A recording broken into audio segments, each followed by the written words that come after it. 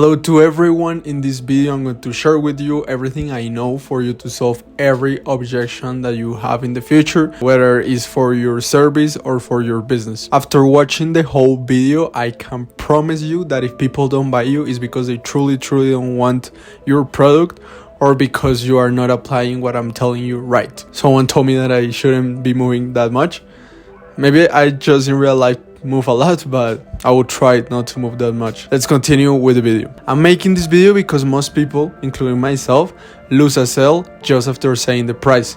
But I think, and I know right now, that the problem isn't the price. It's not knowing how to solve the objection they have. And that's the idea of this video, to show you and to help you understand what type of objection your prospect may have, and also to know how to react to that objection, how to solve that objection in a way that your client, your possible client, understand it and it's no longer an objection for him anymore. Everything I'll show you in this video is based on this book over here, The Art of Closing the Sale, and also based on courses and classes I paid for. The information I'm going to give you in this video is based on calls I had with people who were trying to sell to me, just that I got in those calls to know how people were trying to close me. And of course, also very important, things that I've applied myself that have been useful in recent moment or in any moment in my life. Like right now that I'm selling my program for video editors, and in the past days, and also right now,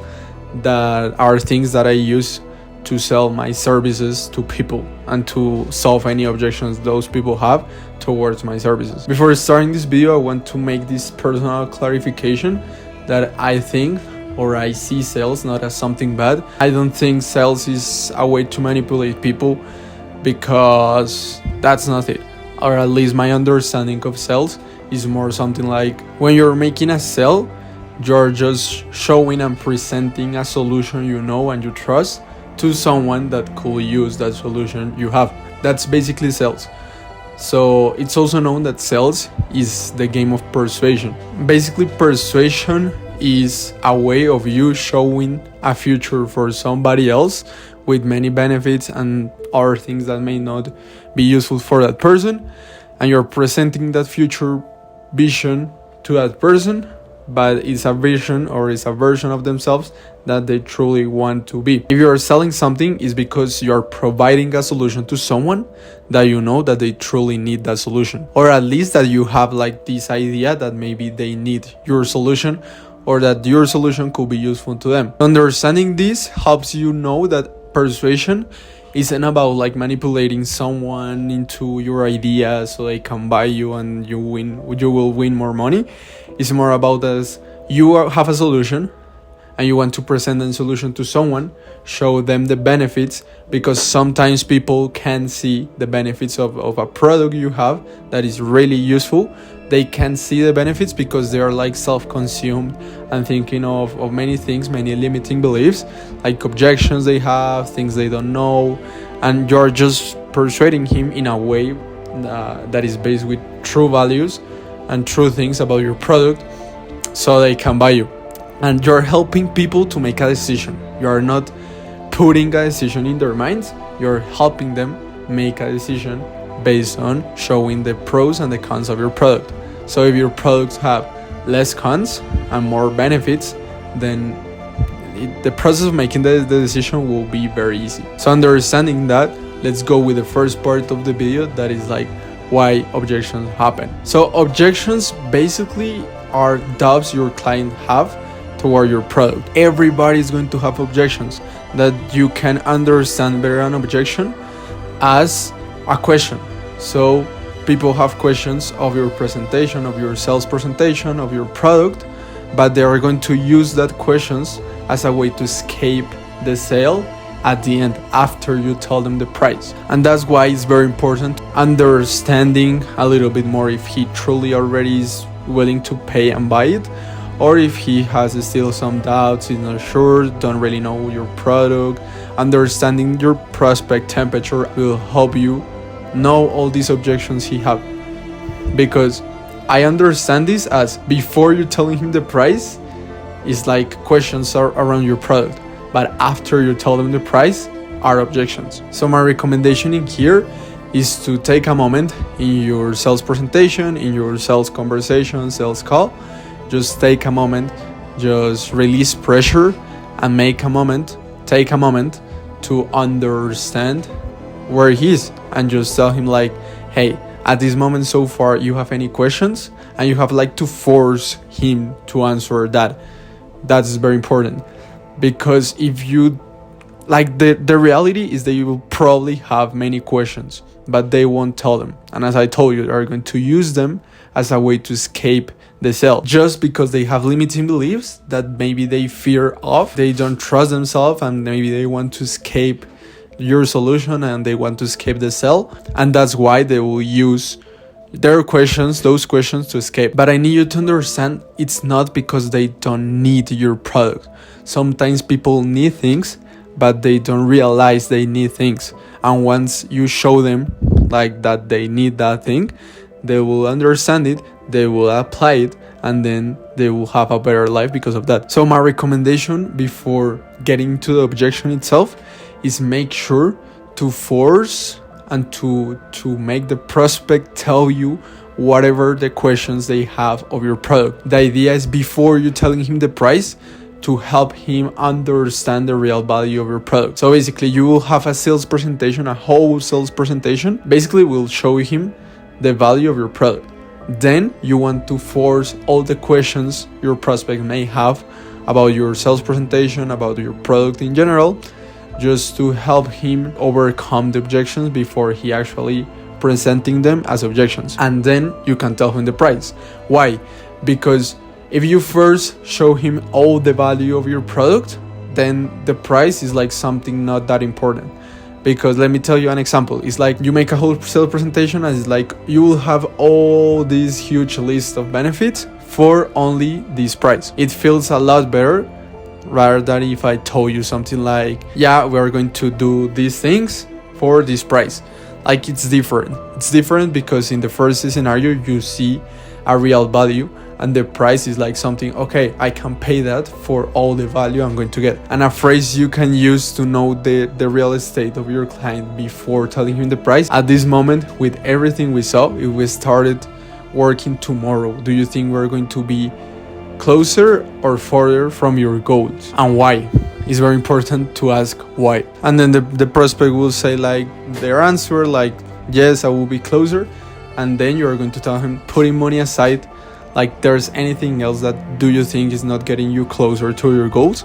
And then you will actually understand every possible objection your prospect may have, putting the money aside. So now after that, and after you tell him the price, if your prospect have any objections or any question, like, I don't know, the famous one is here, let me think it over, or I don't have the money right now, then here is where we are going to use the 4-step method to solve objections. That is the IDIC. That basically stands for identify, dissolve, isolate, and confirm. Okay, first thing is that your prospect will tell you an objection. So you will just identify that objection. Make a question to understand a little bit more about the objections he have.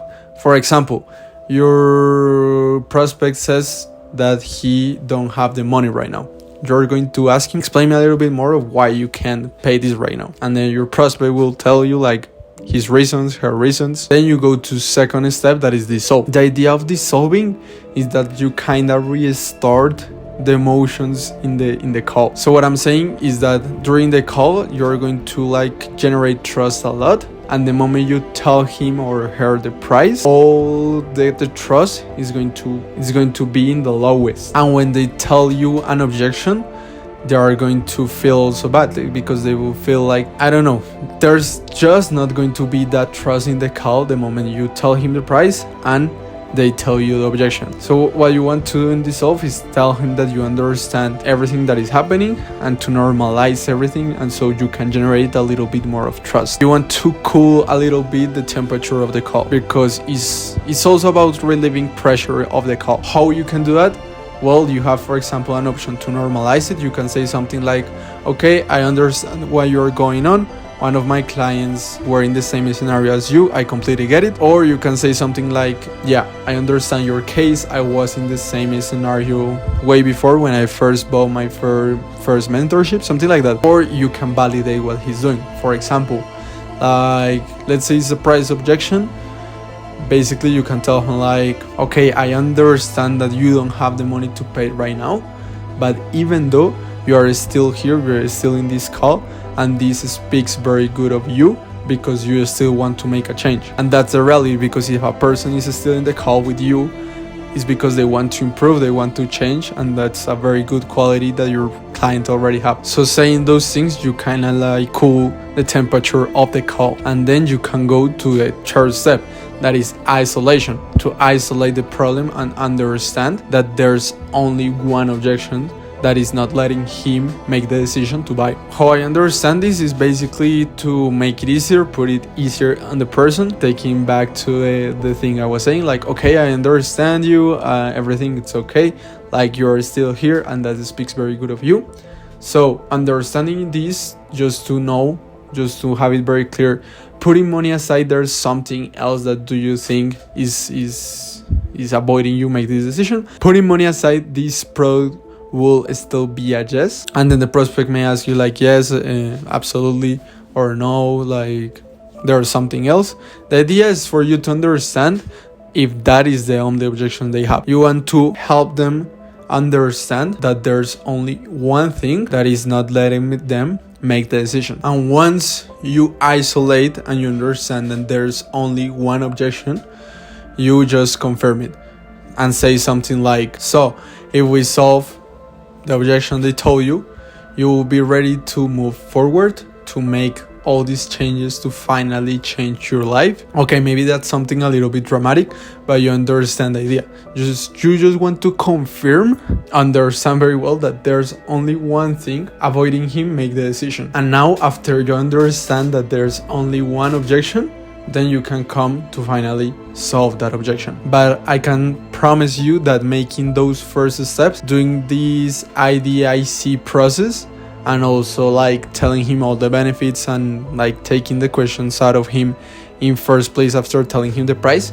will make so much easier for you to solve the objection at this point that you're going to solve the objection. Then it comes solving the objection. Actually, that is a process that is very logical. Basically, at this point, already overcome this emotional process of the objection, you can just go to the part of solving the objection logically. So I'm going to tell you some examples of ways to solve an objection, and as well I'm going to show you or share you every type of objection that exists, so you identify which objection is, and you can start like preparing your possible answers to those type of objections. An example is, for example, the return on investment solution. So basically, the return on investment solution is like, okay, I understand that you don't have the money right now, but I just want to understand a little bit more. If you were 3 months in the future after working with us, after being in our program, how is your life going to be?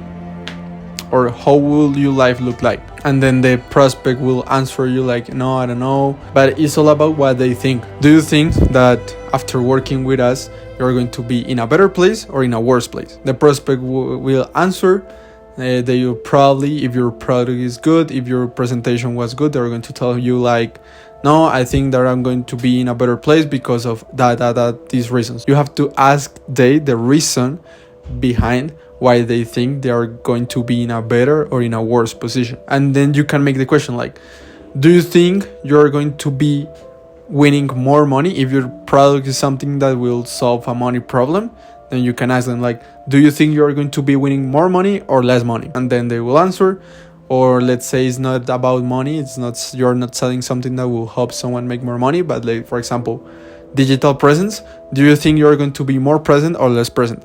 And they will say, yes, I will be more present. Yes, I will be winning more money.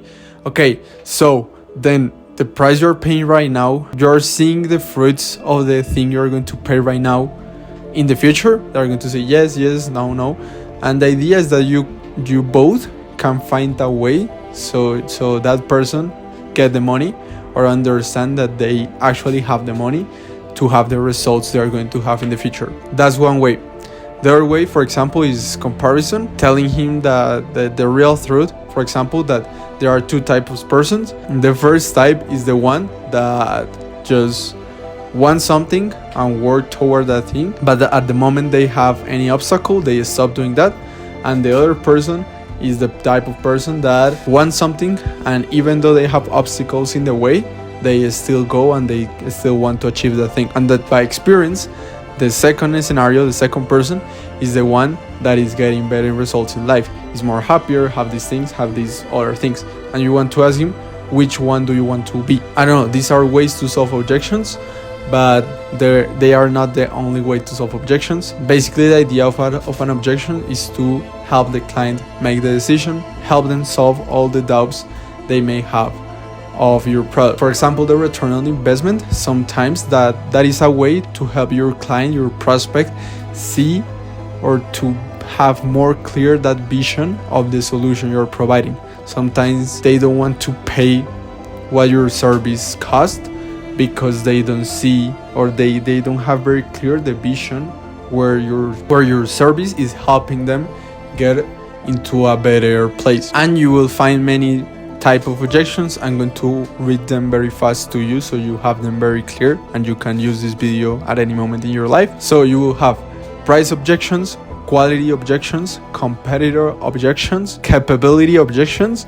reputation objections, and newness objections. So knowing that, you can just identify which objections your prospect have and start developing possible answers, or basically possible answers to those questions your prospect may have. And finally, I want to talk about how to talk of the price. There are two ways I identified are very useful to normalize telling the price to your prospect. So basically, one way is like telling him how the onboarding is going to be first. For example, when you start working with us, this is going to be the process you're going to go through once you make the decision to start. That just help the prospect visualize how is going to be everything and make like the moment you tell him the price feel much better. And then another way is just to remind him all the value he will get, like the value stack that person will get. So for example, you will get value 1, value 2, value 3, value 4 for only this price. All these things just keep control of the emotional tone around the price. And basically I wanted to finish this video saying that sales isn't about putting pressure on people. It just help them get a lot of clarity in the process of making decisions. Also, something I'm trying to do is not putting pressure on my prospects. If I'm feeling that I'm putting too much pressure, is just reminding them that, hey, there is truly no pressure to do this. I just want you to help you understand that what I'm showing you or the solution I'm providing to you is something that will help you get closer to your dreams, to your goals. Another thing that I think is very useful about objections, that at least I think about objections, is that objections are not resistance of the prospect to buy. It's just that they are confused about everything. They are confused and around the decision they want to make, but it's not resistance at all. If a person is still talking to you at that moment, it's because they want it. Like if they didn't want what you are offering, they wouldn't be at that moment talking to you, hearing what you have to say toward their objections. Finally, I want to say that if this help you or make that shift about how you think of objections, and do you think it's something very useful that you can use, just give a like, subscribe. That is a small action you can do that is helping me a lot. You really don't understand how much a like, a new subscriber, and a comment is helping me. So I appreciate, and let me know in the comments what you think and if you have any questions around this so I can solve your questions, and also maybe make another video on a very important question that is in the comments. Being all that said, hope this video was very useful for your service, for your business. Sometimes people that provide services don't know this part of sales that are very important for them to get clients, to have not only clients but have better clients. I hope this sales video was very useful, and as I'm always saying in my videos, I'm looking forward for your growth. Bye.